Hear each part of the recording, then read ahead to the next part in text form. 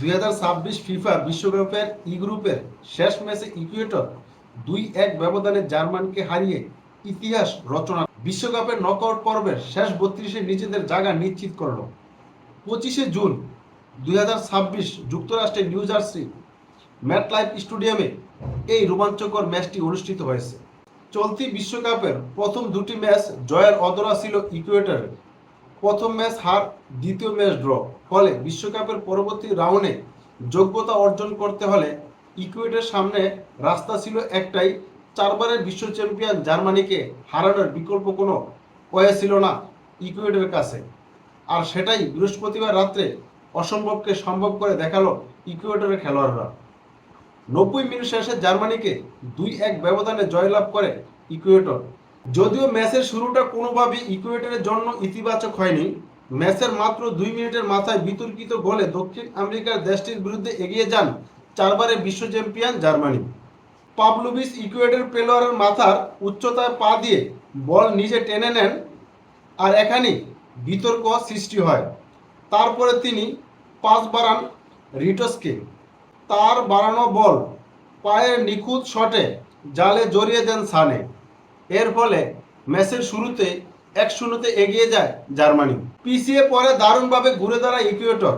ম্যাচের 9 মিনিটের মাথায় পেদ্রো ভিতরের পাশে থেকে গোল করে ইকুয়েডর সমতায় ফিরান নিলসন অ্যাঙ্গুরা। এই গোলের মধ্য দিয়ে 1-1 গোলে সমতায় নিয়ে প্রথম অর্ধ শেষ করে। ম্যাচের 77 মিনিটের মাথায় কর্নার থেকে বল পেয়ে দুর্দান্ত এক শট ইকুয়েডর জয় নিশ্চিত করে। জার্মানি আগেই নকআউট পর্ব নিশ্চিত করে গ্রুপ সেরা হিসাবে এই ম্যাচে খেলতে নামে। তবে পরবর্তী রাউন্ডে ইকুয়েডরে যাওয়ার জন্য এই ম্যাচ জয়ের বাধ্যতামূলক ছিল। এই অবিশ্বাস্য জয়ের মধ্যে দিয়ে 2006 সালের পর প্রথমবারের মতো বিশ্বকাপের নকআউট পর্বে খেলার যোগ্যতা অর্জন করে দক্ষিণ আমেরিকার এই দেশটা। 48 মিনিটের মাথায় পেনাল্টি পায় জার্মানি, কিন্তু অনফিল্ড রেফারি প্রথমে পেনাল্টি দিল। মূলত গোল বক্সে ফাউল করার আগে মাঝমাঠে জার্মান খেলোয়াড় সানে একটা ফাউল করার কারণে গোলটি বাতিল হয়। পরবর্তী চমক আসে 77 মিনিটের মাথায়। কর্নার থেকে অসম্ভব নিজের ফুটবল জীবনের অন্যতম গুরুত্বপূর্ণ গোল করেন গঞ্জালো প্লাটা।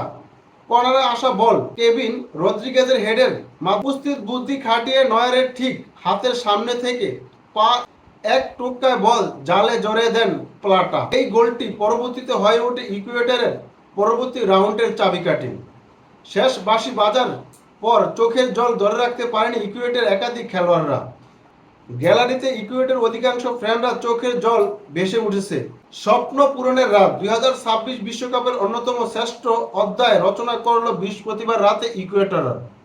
সেবান্তিয়া বেকাস্তে ইকুয়েডর এই কোচ সবচেয়ে বেশি আনন্দে মেতেছে এবং তার এটা সবচেয়ে বড় সফল। কারণ এই ম্যাচটা জার্মানির ওরকম কোনো গুরুত্বপূর্ণ ম্যাচ ছিল না, কারণ এর আগে তাদের গ্রুপ চ্যাম্পিয়নের হিসাব নিকাশ একেবারে নিশ্চিত ছিল। একাধিক পরিবর্তন করেছে, তাদের বেঞ্চের যে খেলোয়াড় ছিল তাদেরকে প্রয়োগ করে দেখতে পেরেছে। তবে জার্মানি ফ্যানদের হতাশ হওয়ার কিছু নেই, কারণ একটা হারা থাকে, ওই হারাটা মনে হয় জার্মানির কেটে গেল। এখন মনে হচ্ছে জার্মানি শুধুমাত্র কাপ নেওয়ার দ্বারপ্রান্তে থাকবে, কারণ প্রতি বিশ্বকাপে একটা হারা থাকে সব দলের জন্য।